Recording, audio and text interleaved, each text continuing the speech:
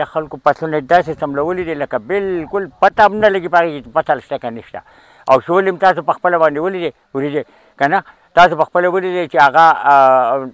نیمې په شګه کې دننه ملاستې نو هغه وږې وږې خو د هغې نه راوځي او دا په زرګاو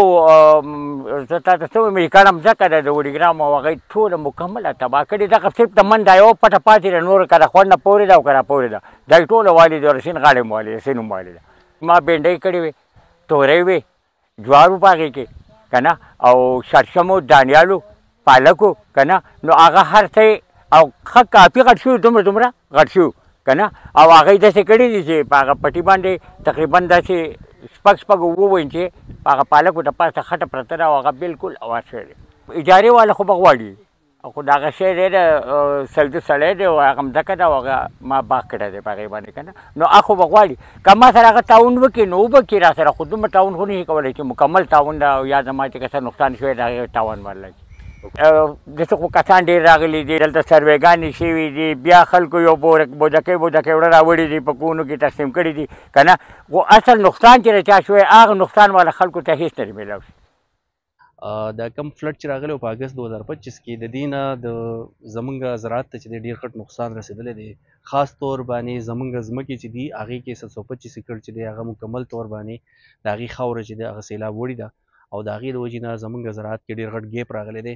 او مجموعي طور باندې 4685 ایکړ ځمکه چې ده د هغې فصلونه چې دي هغه تباه شوي دي په هغې کې 998 ایکړ چې دي هغه د جوارو فصل دی د شولو فصل چې دی هغه 2193 ایکړ دی 523 ایکړ چې دی هغه سبزیانې دي او دغه شان دغه چې دي ارچډز یا باغونه چې دي هغه زمونږ 870 ایکړ او 110 ایکړ چې دي هغه مختلف نور اجناس په هغې کې تماکو شو کولت شو لوبیا شو او مټر شو دا مختلف سیزونه چې دي په هغې کې 110 ایکړ هغه تباه شوي دي نو دا یو ډېر غټ ګیپ راغلی دی زموږ د اګریکلچر سیکټر په دغه کې ځکه د دې په وجه باندې زموږ فوډ سیکیورټي چې ده نو هغې ته ډېر غټ نقصان رسېدلی دی د زمیندار چې دی هغه د ټولو نه غټه اثره چې د هغه دا ځمکې دي او دا فصلونه دي د دې فصلونو په تباهۍ باندې یا د دې په نقصان باندې زمیندار چې دی هغه د خپل ژوند کم تګ و دو چې دی هغې په تېرولو باندې هغه ته مشکلات دي زمونږ محکمه زراعت چې دی هغه د دې لپاره ډېر زیات کوششونه کوي زمونږ د